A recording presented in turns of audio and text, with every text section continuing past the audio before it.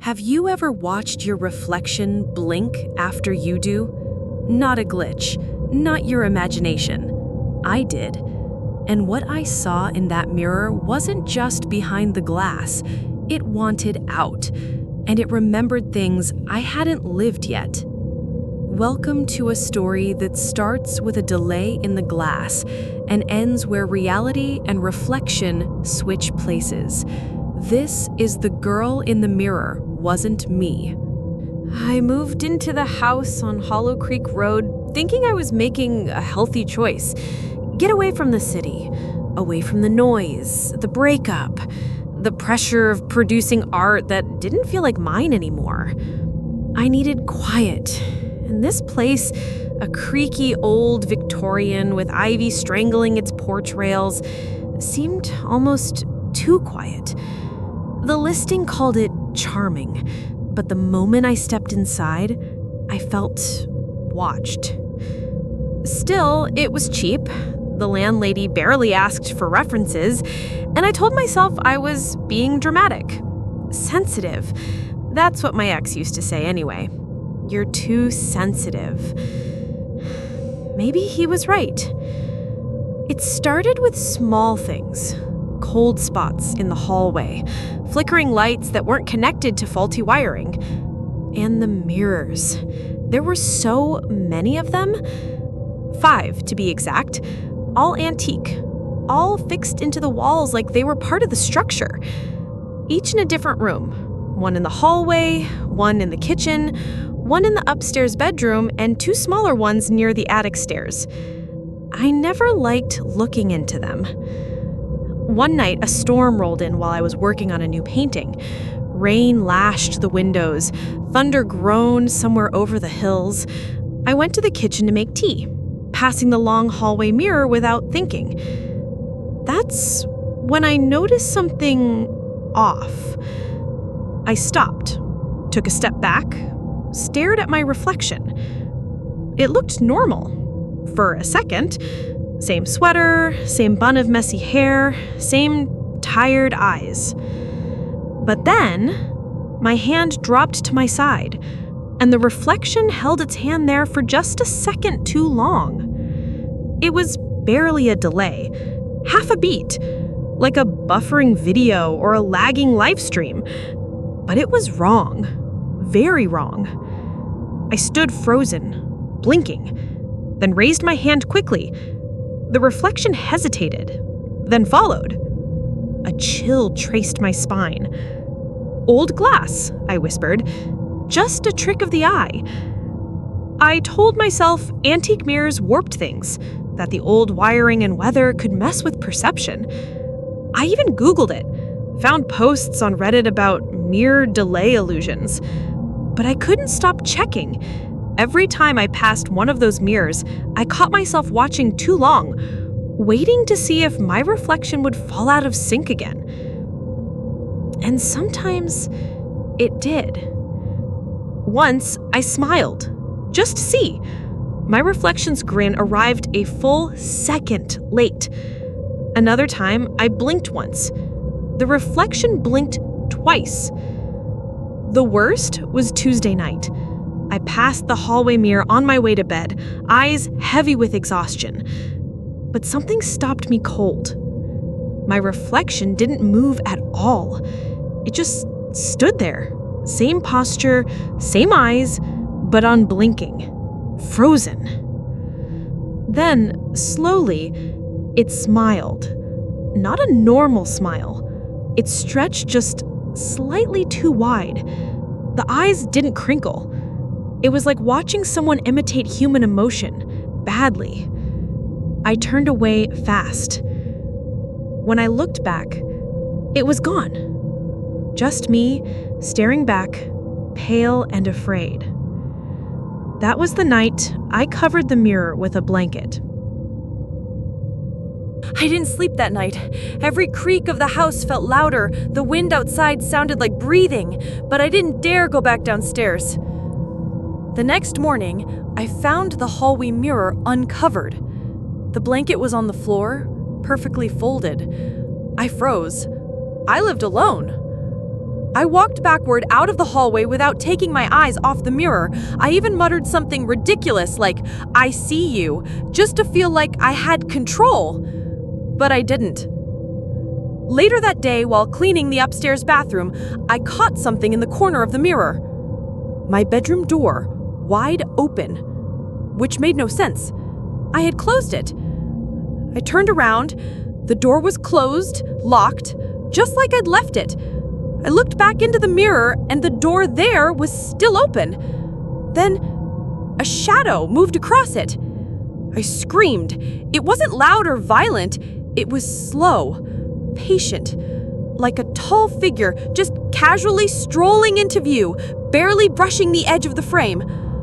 I ran into the bedroom, flung the door open. Nothing. No one. I searched the closet, under the bed, the hallway. The house was empty.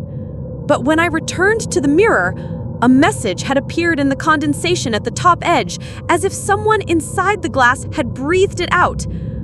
"I can see your thoughts." I wiped it away hard, checked the mirror's surface. Smooth, cold, solid. I pressed my palm to it and felt something strange, like warmth on the other side, a faint heartbeat-like vibration. That night, I had a dream, except I'm not sure it was a dream. In it, I stood in front of the mirror, but it was no longer reflecting my apartment.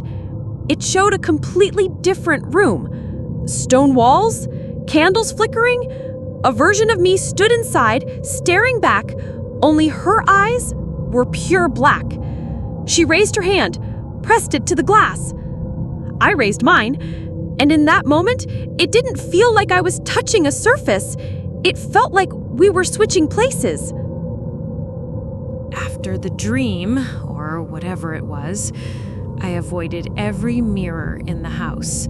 I even covered the bathroom ones with towels, yanked a sheet over the one in the bedroom, and seriously considered smashing the hallway mirror with a hammer.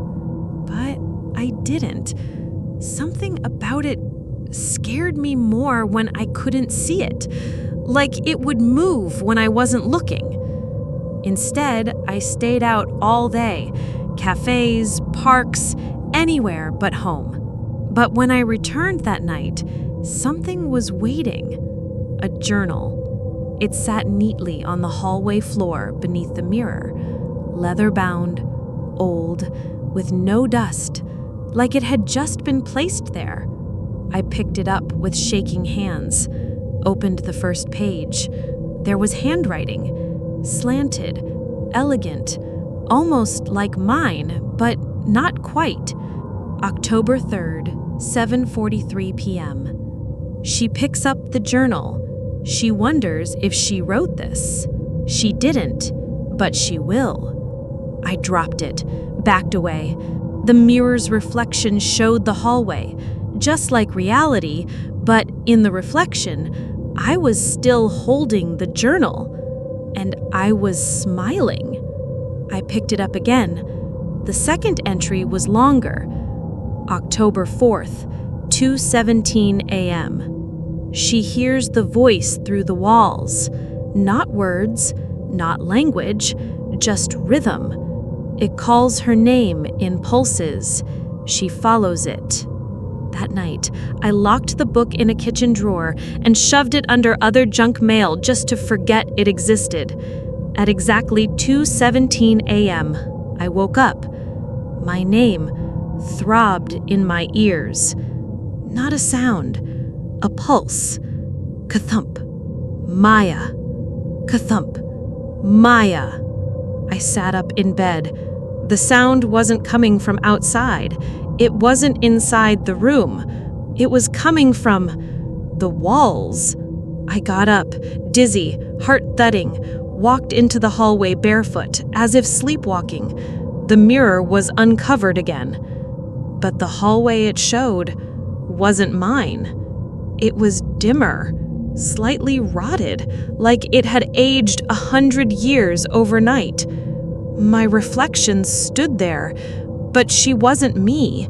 She was wearing the same pajamas I had, but soaked, Wet hair clung to her cheeks. Her eyes were black and swollen. Her lips moved, but I couldn't hear the words. I mouthed, "What do you want?" She raised her hand and held up the journal. The next day, the journal was back on my pillow. I didn't sleep the next night. I didn't even try. I sat in the hallway, back against the far wall, flashlight in one hand, hammer in the other, staring at the mirror like it was a living thing, because by then, I was sure of it. It had intent. It watched me. And worse, it wanted something. The journal lay on the floor next to me, that strange, leather-bound thing that kept showing up no matter how many times I hit it. I'd flipped through it earlier and found an entry written in handwriting identical to mine. She waits with the hammer, but she won't use it. She's too afraid of what comes out if the glass breaks. I almost did it anyways. I almost stood and shattered the thing just to prove I could, but something stopped me. Fear, yes, but not of the mirror. Fear of what was behind it. At 3:33 a.m., the air changed. It got colder, denser, like the oxygen had thickened somehow. My flashlight flickered once, then died completely. Every light in the house went out at once, total blackness. And then I heard the breathing, but not from behind me, from the mirror. I held my breath, pressed my back tighter to the wall. The mirror began to glow faintly from within, a soft silver blue, like moonlight filtered through water. And then it opened, not shattered, not cracked. Opened. The glass rippled like liquid, and something stepped through. It was me, but not me. She had my body, my eyes, my features, but everything was just slightly off. Her skin too pale, her movements too fluid, her eyes held no soul, just reflections. A hollow version of myself that moved like a puppet on invisible strings. I froze.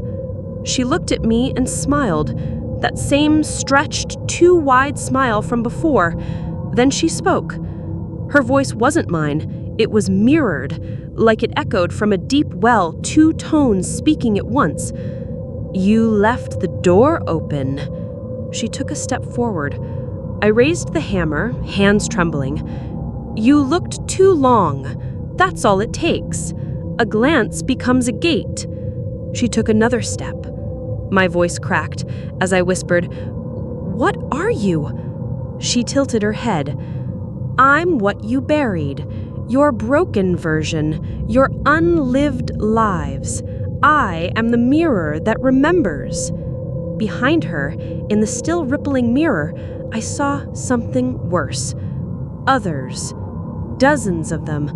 Hundreds of them. Reflections of people, all slightly wrong, all pressed against the inside of the mirror, their hands scratching faintly against the other side of the glass like trapped flies behind a window pane. Some were versions of me, others weren't human at all. Then the mirror girl stepped closer, and for a split second, I saw my own face inside the mirror, staring back, pounding against the glass. I was already inside. "You don't get to leave," she whispered. "Not anymore." I screamed, swung the hammer, but it passed right through her. The weight of the swing threw me forward, into the mirror, and suddenly, I was cold. So cold. My vision twisted, like I was underwater. Images blurred and stretched.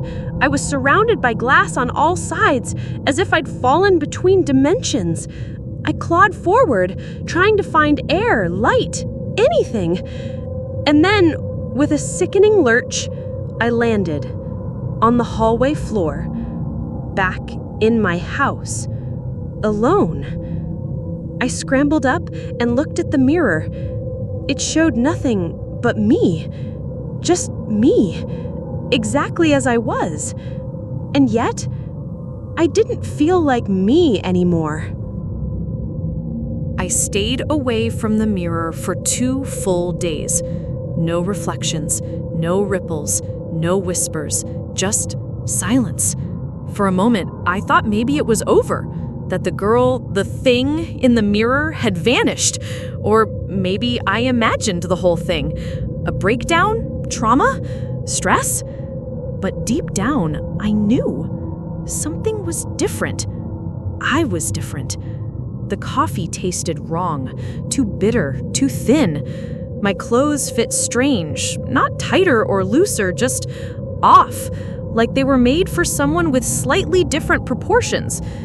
My cat hissed at me when I walked past, but the worst came when I visited my sister. She opened the door, froze. Then she smiled politely, too politely. "Hi, Maya. You okay?" I nodded. "Yeah, why?" She hesitated. Her eyes didn't meet mine. "You just look tired. Come in." We sat in her kitchen. She poured tea, made small talk. But I could feel it, that thick disconnect, like we were performing a scene we'd both forgotten the lines to. Finally, she asked, "Hey, remember that time we got locked in Grandma's basement when we were kids?" I laughed. "You mean when I broke the window and cut my arm climbing out?" She went pale. "No, I was the one who cut my arm. You were too scared to move." We stared at each other. That wasn't just a memory mix-up. That was a different past. After I left, I checked my arm. There was a scar, exactly where I remembered cutting myself. But it didn't look old. It looked fresh, as if it had just healed. That night, I searched my apartment for the journal again. I hadn't seen it since the mirror thing, but I found it. Not in a drawer. On my desk, open. October 6th, 10:11 p.m. She thinks she made it out. She did not. The one who walks is not the one who remembers. Her mind will crumble next. I slammed it shut and backed away. That's when I noticed something new. The mirror was gone. Where it had hung was now a blank wall. No nail, no dust, no frame outline. As if it had never existed. But I knew it had. I touched the wall where it once hung, and the wall was warm, throbbing, like it was breathing. Like the mirror had sunk into the structure of my apartment, or worse, me. I tried to call my best friend. My phone showed her number. I tapped it. But when she answered, she didn't say my name. "Hello? Hey, it's me." "Who?" "It's Maya." Silence. Then, "I don't know any Maya. Please don't call again." Click. I checked our old messages. All gone. Photos, voicemails, erased. Like I'd never existed in her life. I stood in my living room, staring at the wall where the mirror had been, and realized something soul-breaking. Everyone in this version of my life remembers a different Maya, or no Maya at all. I wasn't in the wrong house. I was in the wrong reality. I stopped sleeping. Every time I closed my eyes, I was back inside the mirror, running between reflections that didn't quite match. Rooms with furniture I didn't own, versions of me in different clothes, scars I didn't remember getting, faces I didn't recognize. But the worst part wasn't being lost in the mirror. It was waking up in a world that still felt wrong. The air smelled too sharp. The clocks ticked slightly off rhythm. People looked just past me when I spoke, like I was a blur in their periphery. Even my own voice felt foreign. One night, I stood in the bathroom, staring into the small vanity mirror. I dared myself to speak. "You're real, you're Maya, you made it out." But my reflection didn't move its mouth. It just smiled. That wide, too bright smile. I stumbled back, heart slamming against my ribs, and the mirror rippled. Not like before, not a watery swirl. This time, it cracked. Hairline fractures spread across the surface like spider webs. I didn't touch it. I didn't move, but I heard the sound in my bones, a deep humming resonance, like something tuning itself to me. And then a whisper, "You're inside now." I fell to the floor, covering my ears, but the whisper came from within. Every reflective surface, my phone screen, the toaster, the dark window at night, all of them began to show things that weren't there. Reflections out of sync, a hand moving when mine didn't, a shadow behind me that vanished when I turned, my eyes blinking on a delay. I smashed every mirror in the apartment. I painted over the windows, stopped using my phone. Anything that could show a reflection was dangerous now. I lived like that for weeks, maybe months. Time was elastic, stretched and frayed, like I wasn't bound to it anymore. Then came the final sign, the journal again, left neatly on my kitchen table. This time it had only one sentence in block letters I didn't recognize. When the mirror forgets you, the world follows. And that's when I noticed. Photos on my wall, my face blurred, ID cards, names fading, online accounts deleted. The world was editing me out. Not killing me, just erasing. And the girl, the one I saw crawl out of the mirror, she's still here, living my life. People waved to her on the street. My boss gave her my job. My sister now smiles at her like they never stopped talking. And I walk through empty hallways, watch my reflection laugh from the other side, and wait for the last part of me to disappear. Because the truth is, I don't think she took my place. I think she was me, all along. The broken version. The forgotten one, the shadow behind the glass, and I was always the reflection, just waiting to fade. Some mirrors don't reflect reality. Some reveal the version of you that was never meant to exist. And if you're not careful, you might be the one watching from the other side.